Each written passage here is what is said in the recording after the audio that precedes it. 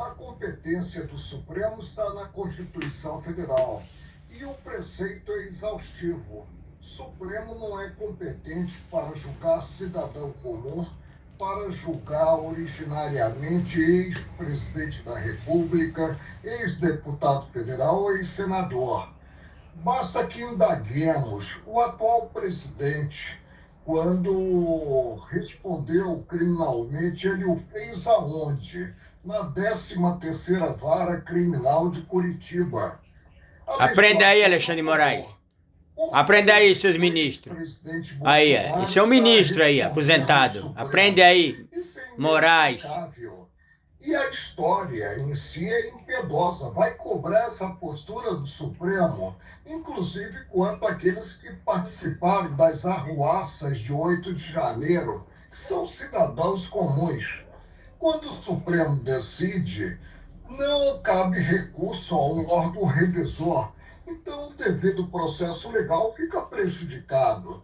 Não se avança culturalmente assim, maltratando a lei das leis, que é a Constituição Federal. Agora, o momento é de temperança, é de buscar-se a correção de rumos sem atropelo, principalmente sem partir-se como que para uma censura prévia. Isso é incompreensível. Aprenda aí, seus ministros do Supremo. Aí, ó, com o Marco Aurélio. Então, nessa decisão de Moraes, censuram.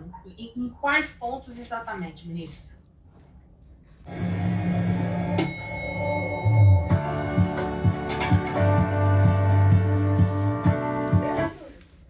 Exatamente, ministro. Quando ele proíbe a participação em rede social, quando ele proíbe e aí passa a apenar o cidadão, que o cidadão mantenha um diálogo com terceiros e impõe, pior do que isso, impõe a um ex-presidente da República algo que é humilhante, que é o uso tornozeleira. Aprenda aí, Alexandre. Qual é o receio dele? Aprenda aí, Barroso. Não pode haver esse receio. Aprenda aí, Zanini. Penal, o meio. Aprenda aí, Dino. Jamais o fim ao meio, sob pena de termos aí a Babel, de termos um contexto e não se mostrará harmônico com a Constituição Federal. Inclusive, eu tenho lido o noticiário e ele não definiu bem. Aí era ex-ministro aí, ó. Olha como ele é sensato, como conhece da lei verdadeiramente. Contrário do Moraes, de Barroso, de Dino, Zanini, esses aí não conhecem de lei, não. Agora, prejudicados, sim, podem entrar com ação visando responsabilizar quem direito penalmente e civilmente. Eu não vejo com bons olhos e fico muito triste porque o desgaste do Supremo, o desgaste institucional é enorme. Puxando aí pelo Supremo, o senhor acha que o caminho do Supremo, o Supremo caminha para onde nesse momento? Não sei. Basta considerar que houve uma emenda regimental deslocando a competência do plenário para as turmas em processo crime. Estive 31 anos na bancada do Supremo e nunca julgamos em turma processo crime. Alguma coisa está errada. Eu espero que não se chegue a julgar processo crime individualmente, monocraticamente. Ministro, em relação às decisões de Moraes, e neste caso específico de julgamento dessas decisões sobre o ex-presidente Jair Bolsonaro, o senhor acha que o que está movendo ou embasando essas decisões de Moraes, hein? Eu teria que colocá-lo em um divã e fazer uma análise, talvez mediante um ato maior, uma análise do que ele pensa, o que está por trás de tudo isso. É isso aí. O que eu digo é que essa atuação alargada do Supremo... Ele é ruim mesmo, Moraes. Uma atuação tão incisiva implica desgaste para a instituição. Eu vou fazer uma pergunta. Indagando a uma pessoa do povo, você gostaria de ser julgado hoje pelo Supremo? A resposta vai ser negativa. Eu, por exemplo, quando era integrante do Supremo, se me envolvesse em um sinistro, em um desastre de carro com vítima, eu responderia junto ao Supremo. Mas hoje, como ex-ministro do Supremo, o meu foro, o meu juiz natural é a primeira instância.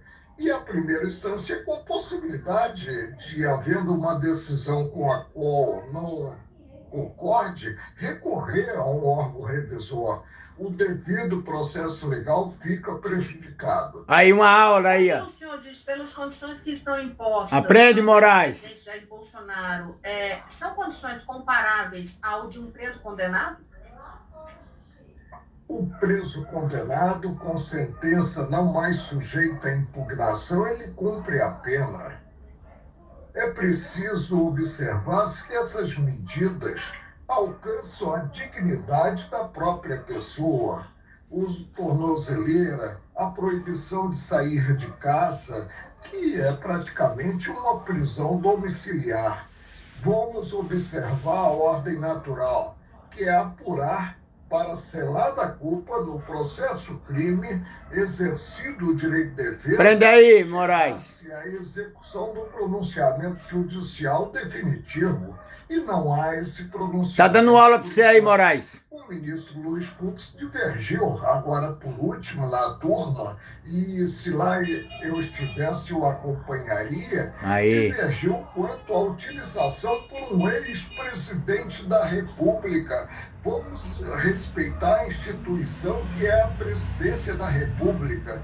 Utilizar como se fosse um bandido de periculosidade maior, utilizar a tornozeleira. A tornozeleira é uma apenação que digo humilhante, porque alcança a dignidade da pessoa.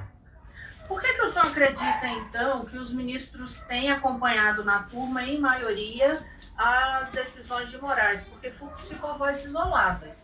É um espelho de corpo que não deveria haver.